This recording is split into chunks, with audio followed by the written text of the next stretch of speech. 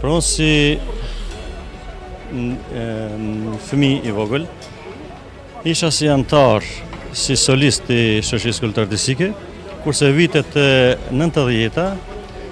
kam qenë si udhëheqës i folklorit, domethënë, dhe antar kryesi i shoqërisë kulturartistike, jetë e re. Po kuptohet vitet e komunizmit, të këndosh një këngë shqip, ka qenë të merr për një shqiptar, kurse tash ka ndryshuar rrethonat dhe është pak sa më ndryshe. Manifestimi sonte ishte për mendimin tim i mirë, për kujtim i gjithë të kaluarës 20 vjeçare, është mirë, pjesë tradit, si për shoqërinë kulturartistike, bashkëfetarët, po ashtu edhe mërgjimtarët tanë, cilët